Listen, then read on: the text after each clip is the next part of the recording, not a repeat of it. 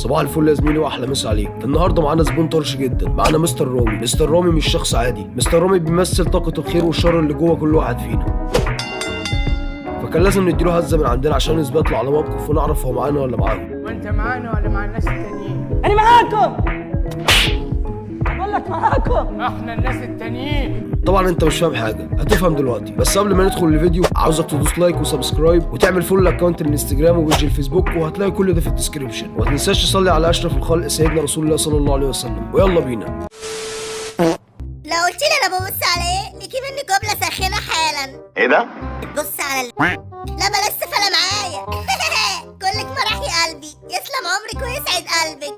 على ابو زرافه عسل ام اللي جابت ابو سلالم ابوك. مش هتعرف بقى ولا ايه؟ لا. انت فاكراني قفل ولا ايه؟ ازاي عايشه حياتك وامي مش حماتك؟ ما تفقعهم ليش.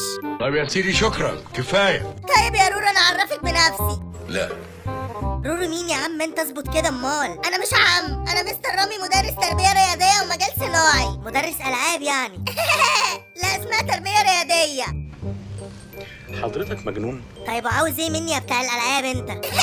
برضه العاب؟ طيب العاب انا عاوز اتعرف عليك يا انسه رورو.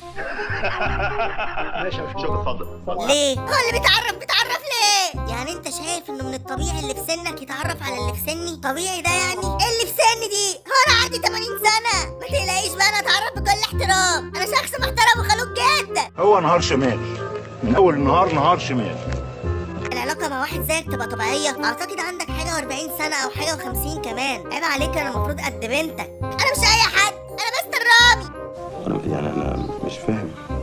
رومانسي يعني طول اليوم كلام حب واحساس جميل. شعر يعني تسمع احدث الشعر العربي القديم وكلام حب. محبوب وبر بورديه، يعني بحب والدي قوي. مشهور وكل الناس في المدرسه يعرفوني، يعني انت هتبقى سيده ناجحه وعندك مكانه اجتماعيه، بيحب الخير. شوفي بقى كلمه الحسنات اللي هاخدها انا وانتي. ومش كده وبس، لا، بوشكاش محفوظ بيضحي النهارده. وسيم جدا، ودي حاجه مش هتعرفي تلاقيها في الرجاله اليومين دول. حد كويس جدا والناس تشهد لي. عاوزه ايه تاني من التانيه؟ ياه بالسرعه دي؟ الدرجه دي معجبه بيا؟ معجبه بيك دي تعود عليا انا؟ اللي عجبني ده على الفيسبوك يعني اللي بيعمله يبقى معجب. دي قواعد الفيسبوك مش من عندي. لا حاضر، لا انا ما صدقت. حاضر. انت معجبه بيا من امتى بقى؟ قولي بصراحه. مشاعرك في ايدي يا امينه. كل الموال ده على حته لايك؟ ليه بتخبي مشاعرك بعد ما قلتيها؟ انا عارف ده بيكون نتيجه ايه. اكيد حد وثقتي فيه وجرحك.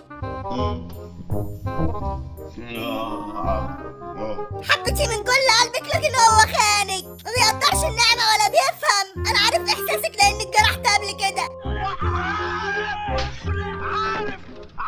كنت بحب زميلتي في العمل مدرسة الرسم الآنسة ياسمين، لكن هي متزوجة حاليا من دكتور ولا يسوى. كنت بقدم لها كل يوم حنان وورد وبعزمها على شاي وبسكوت لمبادة أحيانا من كانتين المدرسة. كنا بنتقابل في البريك بين الحصص، لكنها ما قدرتش إني رومانسي وراحت للفلوس. انت ست ما تربيتيش، عيب احترمي نفسك. هي بالتأكيد خسرتني، مش أنا اللي خسرتها. إن وجدت المال لن تجد السعادة. اعرفي إن الحب ده أسمى شيء في الحياة، وقد يرسل لنا القدر دواء على هيئة أشخاص. ياه مخبي ده كله جوه قلبك؟ انا مجروح ونفسي افضفض. عندك وقت؟ لا. وراكي ايه بس؟ ارجوكي انا محتاج لك جنبي. ورايا اشغال يابا مش فاضيالك. وانا مين يحس بيا؟ مين يهتم بمشاعري؟ السباك. انا جوايا حزن والم، لو اتوزع على الارض كان الناس حصل لها حاجه.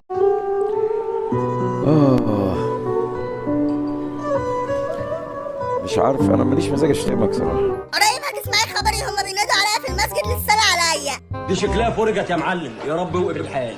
هتحسي بالذنب وقتها وتقولي يا ريتني سمعته. وبعيدا عن اني معرفش انت منين، لكن اتكل انت بس على الله ومالكش دعوه. يعني انا مش فارق معاكي؟ اكيد مش فارق معايا، هو انا اعرفك؟ طب ممكن نتعرف عشان ابقى فارق معاكي؟ لا.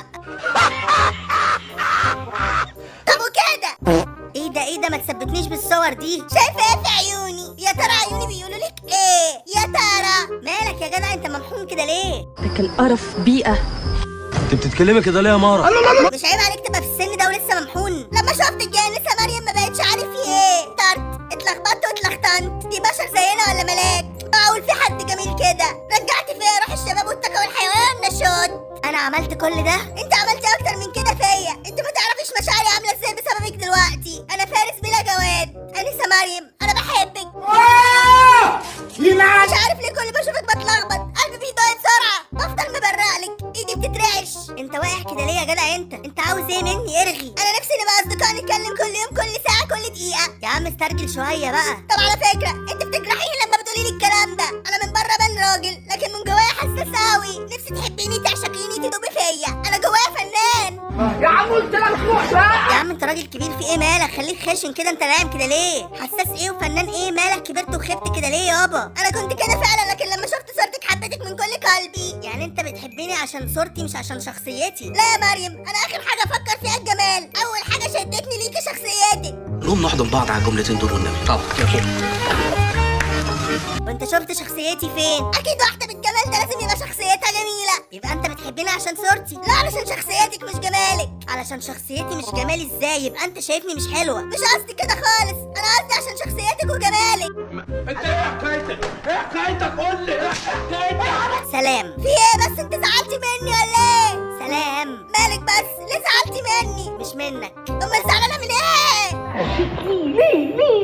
ليه بتعلي صوتك؟ ليه كده ليه؟ ما تاخدش في بالك. لا قولي، احنا مش اتفقنا ان ما نخبيش حاجه على بعض؟ يا انا اتفقت فين ولا امتى؟ انا لسه عارفاك من شويه. نتفق من دلوقتي يا مريم. قولي لي مالك في ايه؟ ما تاخدش في بالك. قولي لي بس ايه اللي مزعلك؟ اتغيرتي فجاه كده ليه؟ قولي لي اسمعك، انت مالك كتير سامعاني. في ولد مين؟ ماله؟ ماسك عليا، مش قادره اقولها. قولي ما تخافيش انا وراكي. في ولد ماسك عليا صور. ماسك عليكي صور يعني ايه؟ مركب صورتي على بنات قلعين. الكلام ده بجد وحقيقي؟ اه بجد. هو مركب عليكي فعلا ولا انت بعتيله؟ قولي لي الحقيقه عشان اعرف اتصرف معاه. ايه الهبل اللي بتقوله ده؟ انا غلطانه اني كلمتك ولا عبرتك من الاساس؟ انا غلطانه اني قلت لك حاجه زي كده. انا بعت له صوري ليه؟ فاكرني مش محترمه ولا مش متربيه ولا ما عنديش شرف؟ لا فوق واعرف انت بتكلم مين. أني العلاقات اللي ملهاش حدود، أني الإجرام. يلا من غير سلام. انا مش قصدي يا مريم، انا اسف حقك عليا، وصلت لك اللي في دماغي غلط. اسف اني جرحت مشاعرك بالغلط، بس كان قصدي عملت كده فعلا يعني ومكسوفه. انت عارفه ساعات البني ادم مننا بيقع في اخطاء. قلت لك كده عشان ابقى عارف وانا بكلمه، لكن انت لسه في نظري زي الاول، احسن كمان. ماشي سلام. عاوز انام شويه عشان افكر اعمل معاه ايه. تفكري ازاي يعني يا مريم؟ عيب اللي بتقوليه ده. انا احسن واحد يفهم في الاصول، مش محلي الدرجات دي. ايه يا عم انا عملت لك ايه؟ مش ناقصاك انت كمان. تتصرفي ازاي يعني وانا موجود؟ لما موتي بتصرفي لوحدك. انا اللي هكلم الراجل ده. وانا رحت فين يا فرنسا؟ من لمسة ايدي. ليه انت من بقية عيلتي؟ ثم هتقول له ايه؟ عيب الكلام ده، حتى لو مش من عيلتك هتصرف. انت مالكيش دعوه بالباقي، انا هعندل كل حاجه ما تقلقيش. حتى بطنك بطيخه سيفي. برضه هتعمل ايه؟ مش فاهمه. خلاص الموضوع عندي. هو بيكلمك دلوقتي ولا امتى اخر مره كلمك؟ بيكلمني دلوقتي. هاتي رقم تليفونه. مش معايا رقمه. ازاي؟ امال بيكلمك ازاي؟ على الفيسبوك كمان.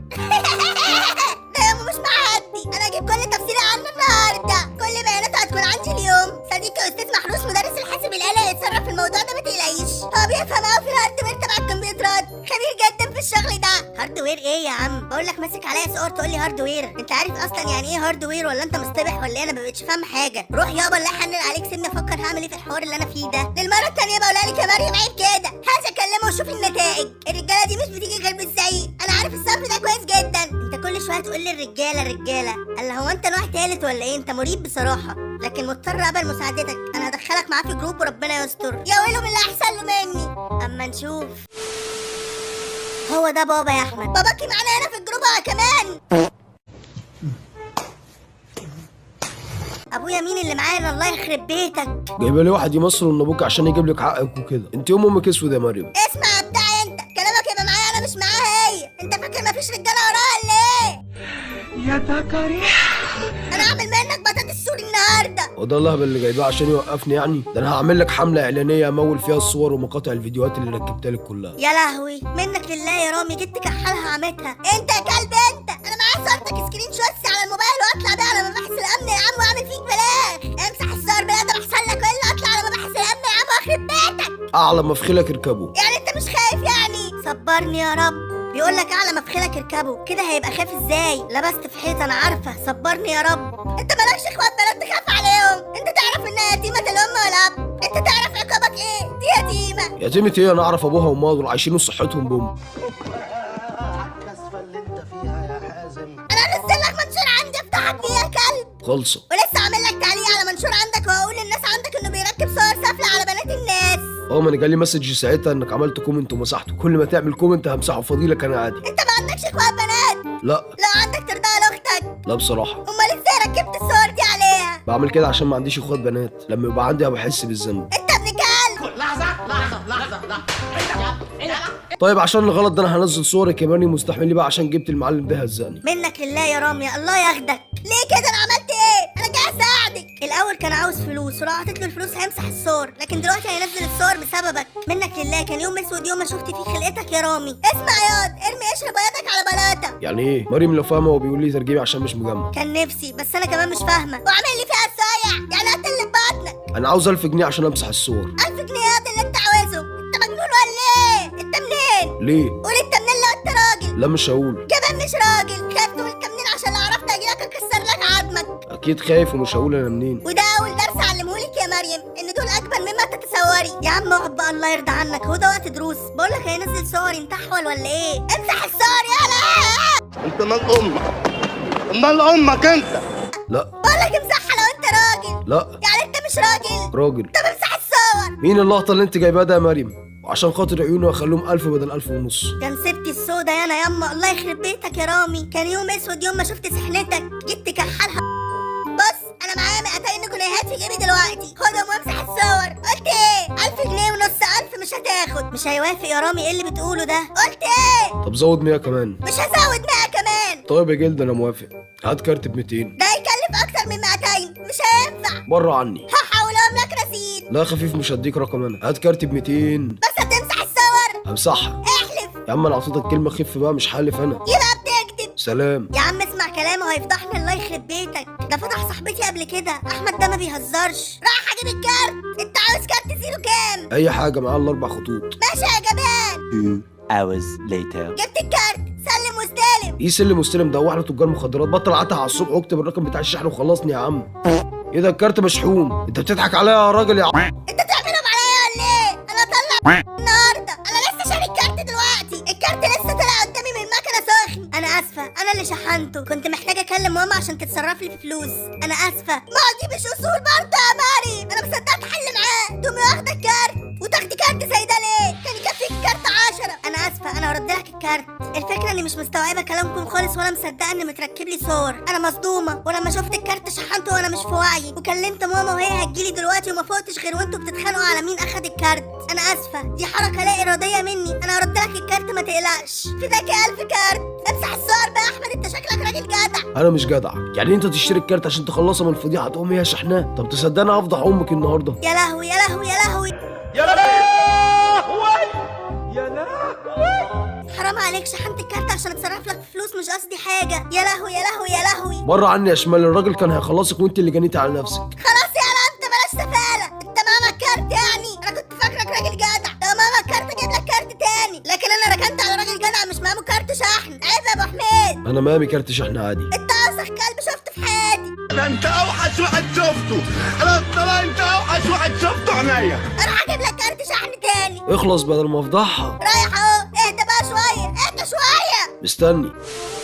ليه تاخدي الكارت يا مريم؟ هو انا لا اكل؟ انا اسفه يا استاذ رامي، انا كنت محتاجه اكلم ماما عشان تتصرف. هو مش انا معاكي؟ قلت لك هحل الموضوع، ما تعمليش حاجه تاني غير لما تقولي لي. حاضر. 2 hours later. كده تاني كارت اهو. حاروا نار في جداتك. انت بتشتغلني تاني؟ الكارت مش شغال، انتوا بتشتغلوني ولا ايه؟ بقول لكم ايه، لا مش انا اللي اتاكل معايا حلاوه. الكارت لسه طالع من قدامي على المكنه زي الاول. انا اسفه. انت خدت الكارت التاني وكمان عملت اسفه، الرصيد خلص وماما احتاجت تكلم خالتي عشان تتصرف لنا في فلوس. انا اسفه، انا خدته هو كمان. لا خالتك في بلاد بره، امك بتكلمها مكالمه دوليه ولا ايه؟ انا ماليش دعوه خلاص بالموضوع ده. نزلت صورك واتس يا امسحها يا بتاله. ده انت عيل قليل الادب، والادب مش هينفع معاك. دي تاني مره تاخد مني الكارت يا ابن ولا انت متفق معاها يا معلم وشغال تبعت ارقام فاضيه وانت ما رحتش اصلا؟ قصدك متفق معاه ابعت لك ارقام فاضيه عشان تتعصب وتنزل الصور؟ ده كلام عقلي يعني. انا كده ليا عندي كارتين ب 200 جنيه يا بت.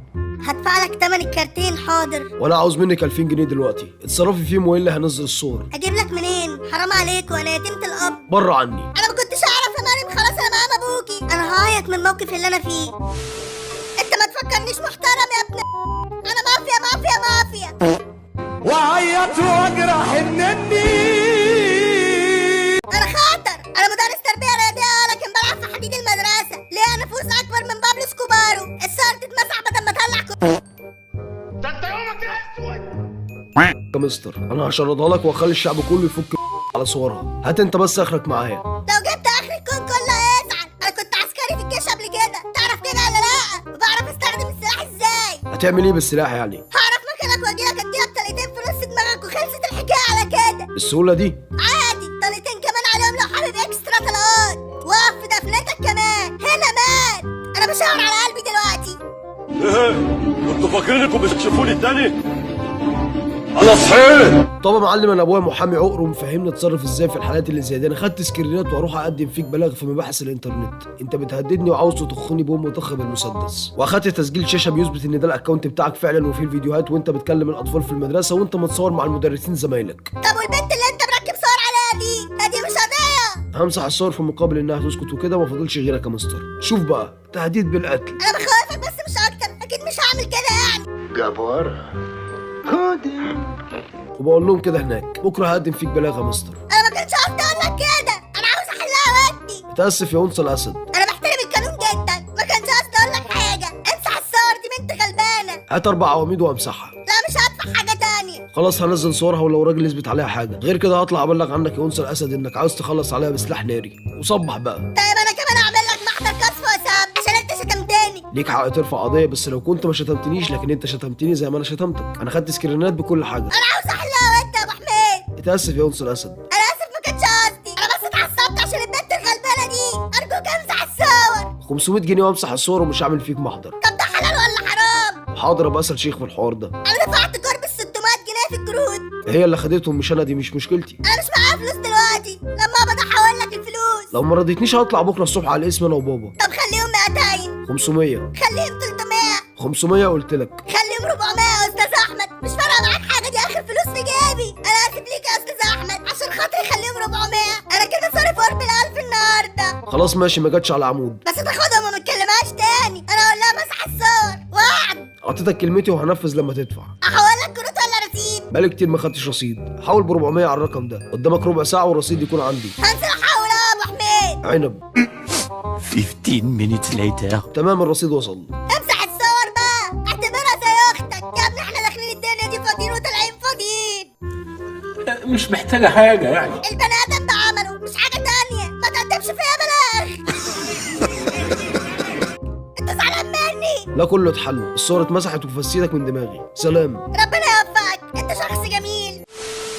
استغربت يا مريم؟ ليه يا مستر؟ خلصت الموضوع ده؟ ايه اللي خلص مش فاهمه؟ مسحت الصور اللي الكلب ده ركبها عليكي ازاي؟ انا كل ده لما كنا بنتكلم في الجروب كنت باحترامي عشان انتي معانا في الجروب، لكن ما لقيتش منها فايده لما انتي كنت كل شويه تشحني الكروت بداله. دخلت لها على ماسنجر خاص وقلت لها اسمعي يا كلبك تعالى بصوت عالي. قال لي نعم يا مستر. قلت له انت عامل فيها ذكر قدامها وانا مش راضي ارد عليك. كسف جابها من بتوعي خاش على الكلام اللي اطلعه من بقي والبنت هتسمعه. لكن انت هنا معايا لوحدك، انت هيطلع النهارده هتنضرب. قال لي ليه؟ اطلع انت منها. قلت له دي روحك هتطلع وانا مش طالع منها. انا عاوزك تمسح الصور. انا اكلم لك استاذ محروس مدرس الحاسب الالي هكر المحمول بتاعك ويمسحها من تليفونك انت. طب كيف انت يعني عاوز تبوظ شرع ربنا؟ شرع ربنا يا ويلي. المعلم كان عامل تليفونه برقم سري وصعب يتفتح، وكنا شغالين من كمبيوتر المدرسه، ومش هقول لك كمبيوتر المدرسه ده عامل ازاي، حالته ضعيفه قوي. رحنا رايحين شاريين كمبيوتر تاني ب 2000 جنيه مخصوص وده بيعرف يخترق احسن. للدرجه دي؟ امال انت فاكره ايه؟ ده الكمبيوتر ده بيعمل اي حاجه. فتحنا كلمه السر بالكمبيوتر الجديد ورحنا دخلنا مسحنا الصور، حددنا موقعه عن طريق الكاميرا الصناعي، ورحت رايح انا ومستر محروس على بيته. امال انت فاكره ايه؟ مسكت الواد رنيته على بشواتي في نص بيته والناس كلها اتلمت. في ايه وبتاع الحكايه الروايه؟ قلت لهم انا جايب شر مش خير، ابنكم عمل 1 2 3 4 5 والحكايه بتقول 1 2 3. ومن هنا لهنا ابو المحامي قال ارفع عليكم قضيه واحبسكم وحكايات كده. قلت له اللي تعرف تعمله اعمله، ودبيت ايدي في جيبه طلعت 5000 اخدتهم منه ومشيت من عندهم وما بصيتش ورايا حتى. كنت شايل له آلي عشان لو فتح بقه معايا. عرفته مقامه وجيت ابشرك. ما تحمليش هم حاجه تاني طالما تعرفي واحد اسمه مستر رامي. بجد انا مش عارفه اقول لك ايه. انا هدخل اتف في وشه وامسح بكرامه ارحمته الارض واقول له كلام يزعله. لا لا لا لا ملوش لزوم، انا خلصت الموضوع. انا وانا ماشي قلت له موضوعكم اتقفل، هتفتحي انت تاني وتسخريني قدام الناس؟ ما تعقلي الكلام كده امال. خلاص اسفه ما اقصدش، انا عملت كل ده علشانك. تسلم لي يا رب. مفيش حاجه كده ولا كده، انا مشيت كتير علشانك في الموضوع ده ومستني مكافاه. لما اقبض هبقى ارد لك كروت الشحن. كروت شحن ايه بس؟ عاوز ايه من كروت الشحن؟ انا فتحي معايا يا مريم بقى وحس بيا. عاوز ايه مش فاهمه؟ بصه كده ولا كده؟ صوره بالمايو. خير مش فيك انهبلت؟ انت اتجننت في دماغك ولا ايه؟ ايه اللي بتقوله ده؟ بقول لك ايه اسمعي، انا من الاخر كده معايا نسخه من الصور اللي ركبها الواد عليكي. لو ما سمعتيش الكلام انا هنزل الصور دي، ايه رايك بقى؟ انتوا عايزين تطلعوا الكلب اللي جوايا.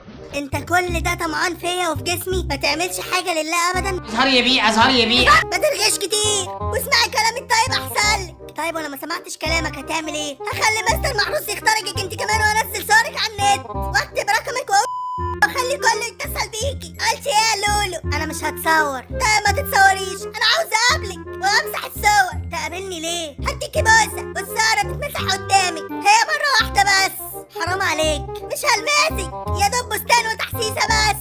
بقولها لك بكل صراحه. بس هتمسح الصور هتتمسح قدامك وهعمل ضبط مصنع للتليفون قدامك لو تحبي كمان. ولو كتبت عليكي صورتي ونمنا عليها الناس، وهي مره واحده بس اللي هنتقابل فيها. طيب هجيلك ولا هتجيلي؟ لا تعالي انتي، انا هسرح المدام اليوم ده عند امها، وكده كده ما تقلقيش من الطلعه. انا مراتي خياطه، في ستات كتير بتجيلنا. لما تطلعي هتقولي انتي طالعه للخياطه وهظبطك انا. الدماغ دي دماغ مجرم بصحيح. بص انا عارفه انت عاوز ايه. انت عاوز تقابلني على ليله تقيله. لو عاوز تظبط الكلام هاخد منك كارتين كمان، كارت لما اجيلك وكارت دلوقتي. تاني كروت. مش انت قابض 5 بواكي من احمد؟ 5 ومستخسر فيها كارتين شحن. ده انت جلده. خلاص يا قلبي نازل اجيبهم لك، بس هو كارت واحد بس اللي هتاخديه دلوقتي. ماشي. 15 minutes later. كارت على الله نخلص بقى. بص يا قلبي تعالى لي، انت في شقه مفروش اعرفها ب400 في الليله. انا مقلق منك. انت اللي مقلق مني؟ ازاي؟ انا اللي خايفه منك. انت دخلت ضربت الواد في نص بيتهم، امال هتعمل فيا ايه؟ هقطعك يا جميل. اخلي السرير بالسقف يكسر من اللي عمله فيكي. بالراحه عليا، دي اول مره قال. اسكندريه العجمي شارع. هتجيلي هناك وده رقم تليفوني. هتيجي امتى؟ انت اسكندرانيه؟ الطلع كله. اجيلك بكره. ماشي يا حبيبي تنور. اول ما تطلع كلمني. طب مفيش فيديو كده ولا كده دلوقتي؟ تصوير عن بكره يعني انا بعمل كل ده عشان تمسح الصور وانت عاوزني اعمل صور جديده؟ روح نام يا عم. ماشي بشوقك. انا بلبس هدومي كلها 2.5 ساعة واكون عندك. ضحكت على مراتي قلت لها معزومه عند مستر اسماعيل. كانت عاوزه تيجي معايا. جاي لك يا مستر اسماعيل. بس ما ترنش عليا غير لما تبقى عند العماره. ها اشمعنى؟ عشان اعرف اخلع من ماما. انا مش هفتح عليك. لما اسمعك بترن هعرف انك جيت واخلع منها، فما ترنش غير مره واحده بس. ها ماشي. 3 hours later. انت فين؟ انا وصلت عند العماره برن عليك ومفيش رد. هتلاقي رقم السمسار مكتوب على البوابه، كلمه واجر منه على ما اجيلك. اللي هو كرم ده. هو ماشي. عطالي المفتاح واجرت منه ب500 مش 400 زي ما قلتي، بس كله يهون عشان الليله واخد اجازه قصيره من وش مراتي. فينك؟ جبت ازازتين مشروبات روحيه ونص كيلو مشاوي مشكل. ايه ده انت مش صايم؟ وانا جاي اديلك درس. انجزي بقى. فينك؟ جاي اهو. خلاص يا نايد تعالي طفيني. 5 واكون عندك. ماشي. بقول لك ايه، تعالى لي على بحري شارع مطعم. ليه مطعم؟ هي فلوس زياده. والمكان اللي اجرته والاكل اللي جبته. بعد ما اجرت الشقه وجبت الاكل تقولي لي كده؟ انا شامم ريحه قله سلكان. لو لعبتي معايا صورك هتنزل. يا عم اسكت بقى، هو انا هكدب عليك في ايه؟ مش عارف. امي ما رضتش تخليني اطلع وشدت معايا بوظت لي هدومي، بس انا خلعت منها. ليه؟ هي عارفه؟ مش عارفه تقريبا حست. طب ما تخلصي، ده احنا داخلين على المغرب. المطعم اللي قلت لك عليه ده جنب بيت صاحبتي، هروح لها اخد منها هدمه عدله البسها بدل اللي امي بوظتها لي واجي لك على طول. طب والاكل اللي انا جبته خلينا ناكله بالليل. ماشي، بس اخرك معايا في المطعم سندوتش. طيب ولا تركي واتساب برو. عازمك دلوقتي على الفطار ومن غير جدال مفيش وقت. هات مقاطيعك واستناك في بحري شارع.